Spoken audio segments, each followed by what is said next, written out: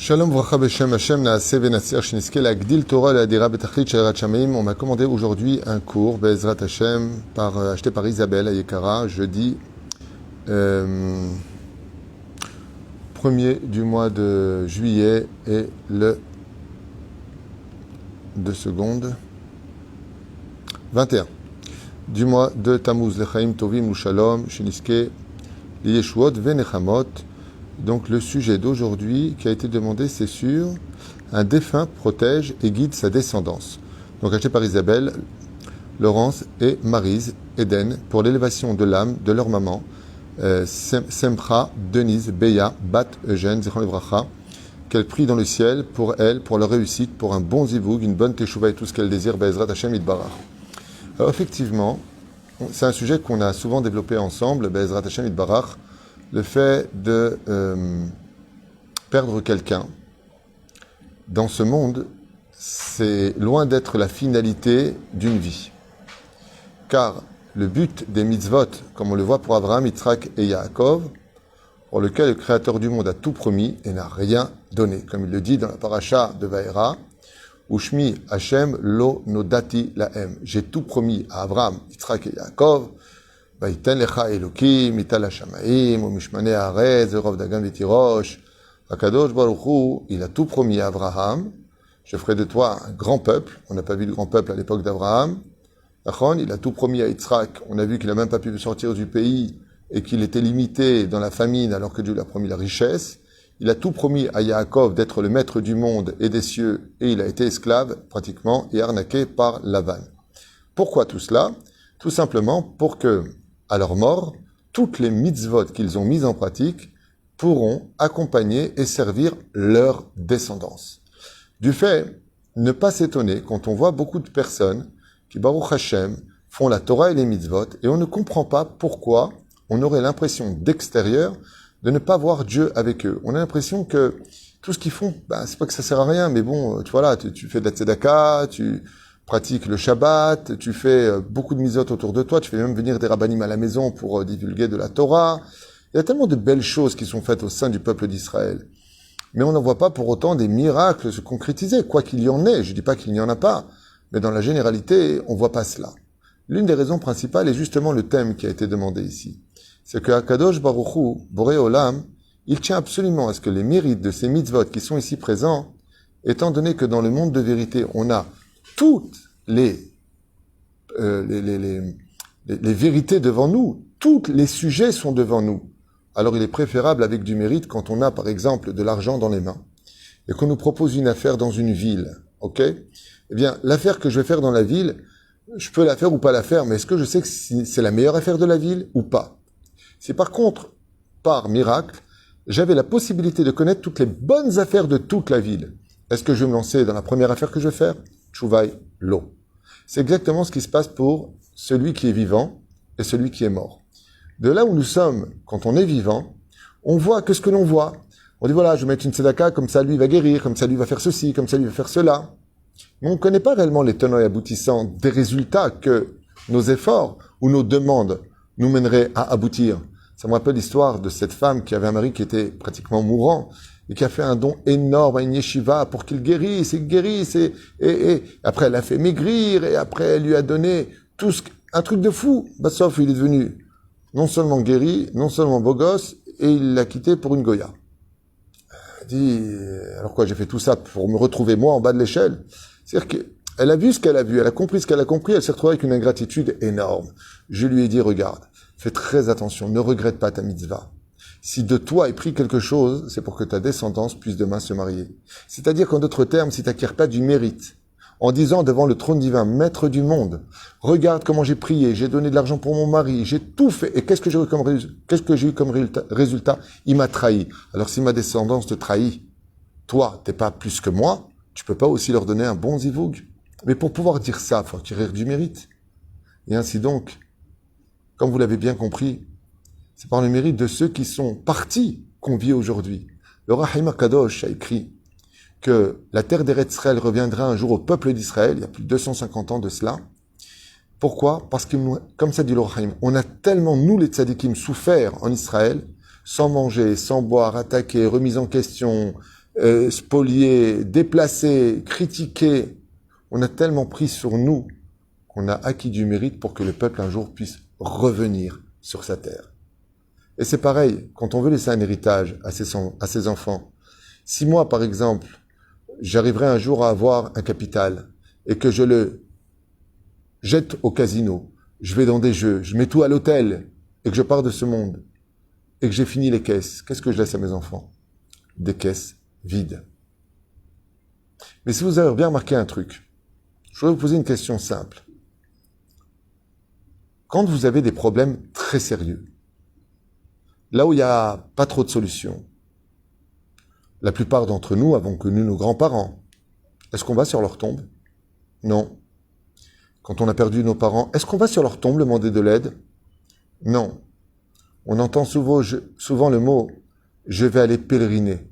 Et pourquoi tu vas pèleriner un tzaddik que tu connais pas? J'ai pas compris. Pourquoi tu vas au bout du monde, à Ouman, à Rabbi, dans le nord d'Israël, à Jérusalem, sur le tombeau des tzaddikim, au Har HaZetim? Pourquoi tu vas là-bas? Va chez ton père, il est sous terre. Va chez ta mère, elle est sous terre. Pourquoi tu vas pas là-bas? La réponse, oui, tu as raison. Mais je préfère aller chez les tzaddikim. Pourquoi? Parce que je sais que les tzaddikim, ils ont du mérite. Et que ce mérite, ils peuvent nous le faire partager.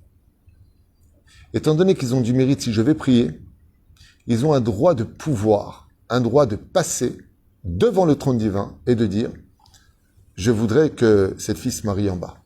Il dit pourquoi? Parce qu'elle est venue me voir. Pourquoi elle n'est pas partie voir son père? Parce que peut-être que son père et sa mère, là où ils sont, c'est eux qui ont besoin d'aide. C'est eux qui ont besoin du mérite de leurs enfants. Parce que quand on est décédé, on peut plus bouger. C'est les enfants qui deviennent les parents de ceux qui les ont conçus. Et la reine, seul si vraiment on a un père tzaddik, fou, vous savez qu'il étudiait la nuit, qu'il était rempli de chesed, qu'il était jamais en train de parler du mal de personne, ouh, tzaddik. Alors le vadaï qu'on va aller le voir. Genre mon père, pourquoi? Mon père était un grand tzaddik. Moi je l'ai connu. Alors on peut aller le voir. Parce qu'on sait qu'il a acquis du mérite. Et la reine, très souvent, quand on lit les biographies de nos mères, que Dieu bénisse leur âme, avec leur kissouille qui était jusque-là, toujours être critiqués, et pas forcément sauver des pogroms, mais qui restaient toujours fidèles à Dieu, jusqu'à aujourd'hui. Haïmaot akedoshot, quand notre peuple, Chazé Shalom, tombe un petit peu ou qu'il s'assimile, elles se lèvent toutes devant le trône divin et crient devant Hachem. Nos mères Ashkenaz, nos mères Séfarades, nos mères de tous les milieux, toutes les imaot qui sont juives, elles crient devant Hachem, Ribono Shel Olam. Nous, on n'a pas enlevé notre kissouille. On n'a pas enlevé Chazvé Shalom, notre pudeur. On a fait attention. Nos maris ont gagné leur vie honnêtement. Ils ont servi ton peuple. Comment tu peux laisser nos enfants et notre descendance descendre aux enfers? Mais pour pouvoir dire ça à Dieu, il faut être comme Rachel Imenu. Prenons l'exemple de Rachel. À l'époque du premier temple, alors que les enfants d'Israël se comportaient particulièrement mal car ils avaient entravé les 3 portes les plus dramatiques du judaïsme, l'idolâtrie, l'inceste et le meurtre. Akadosh Baruch Hu a décidé de les déporter en Babylonie. Et donc, utilisant les jokers de ce monde qu'il avait déjà placé, Nabucodonosor, les enfants d'Israël furent massacrés par millions. Des millions et des millions d'hommes, d'enfants, de femmes moururent. Pour certains de faim, d'autres par le glaive, d'autres par la chaleur, d'autres parce qu'ils ont été emmenés sans interruption d'Israël, Jérusalem, jusqu'en Babylonie. Sham yashavnu, gam bachinu, Sham yashavnu, dit le roi David. Là-bas, on s'est assis. Pourquoi tu dis là-bas, on s'est assis? Tu as besoin de savoir où tu t'es assis. De Jérusalem, on a marché sans s'asseoir jusqu'en Babylonie, jusqu'en Irak, sans s'interrompre. Yecheskel les a suivis. Et il témoigne de la mort de centaines de milliers des enfants d'Israël. Quand ils sont partis, Abraham, Yitzhak, Yaakov, Moshe, Aaron, David, Shlomo, tous se sont levés, exigeant du Créateur du monde de les ramener. Dieu leur a tous dit non. Ils ont outrepassé toutes les limites.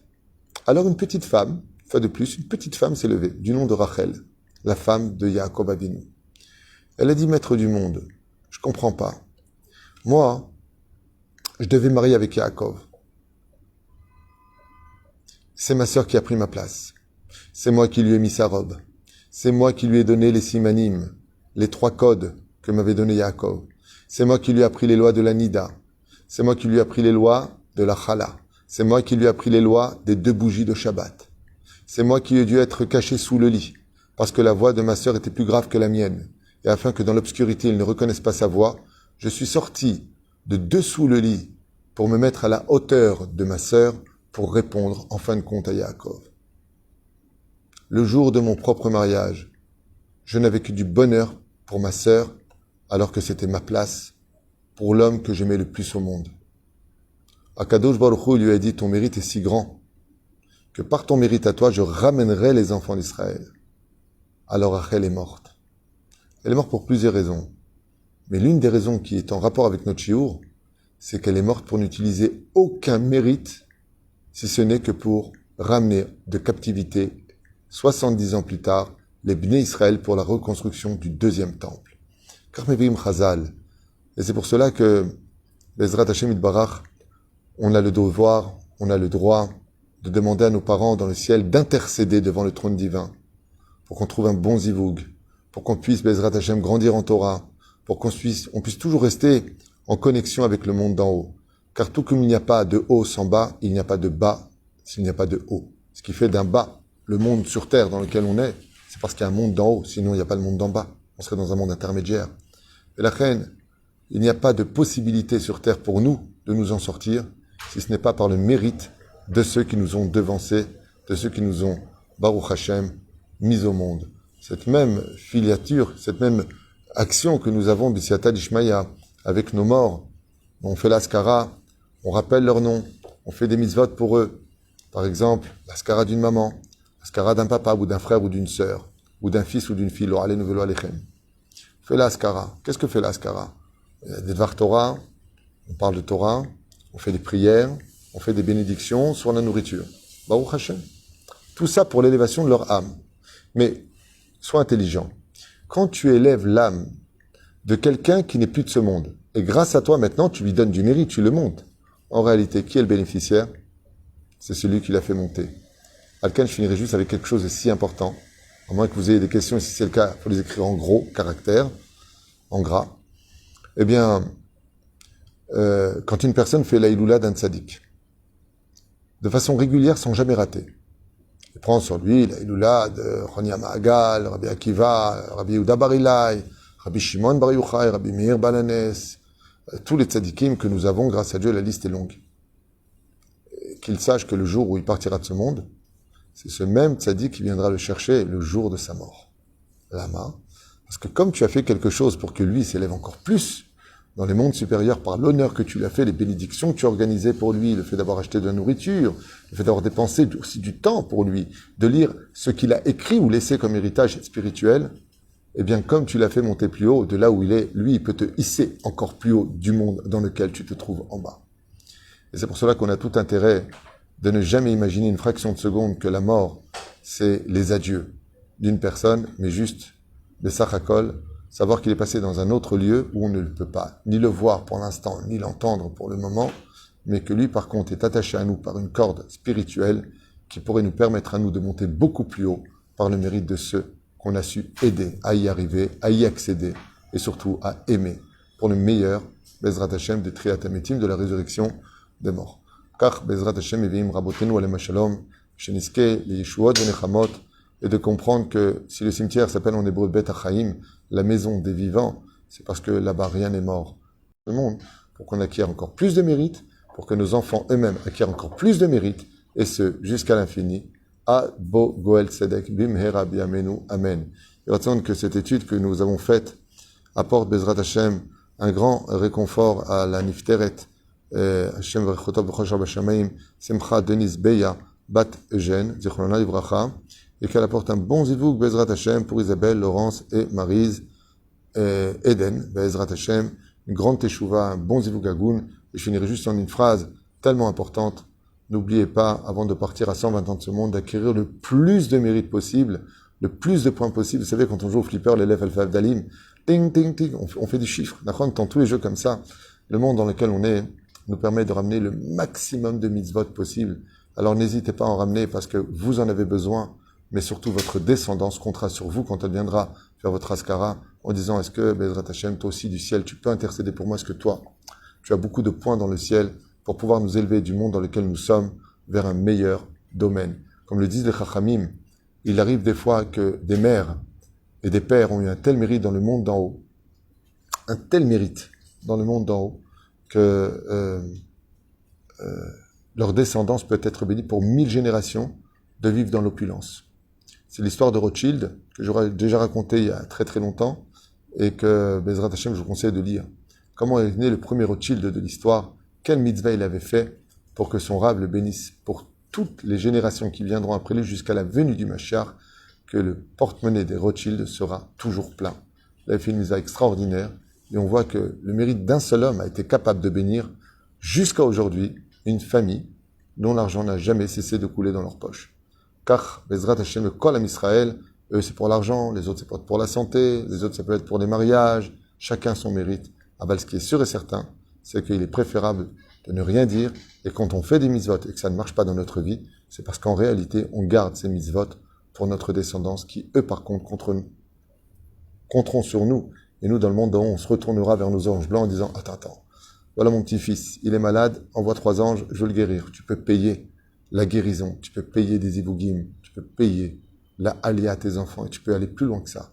Tu peux même payer que toute ta descendance soit vivant pour la Géoula, si tu as tout l'argent spirituel nécessaire pour pouvoir acheter un tel mérite. Kol Tov, Veleitраут.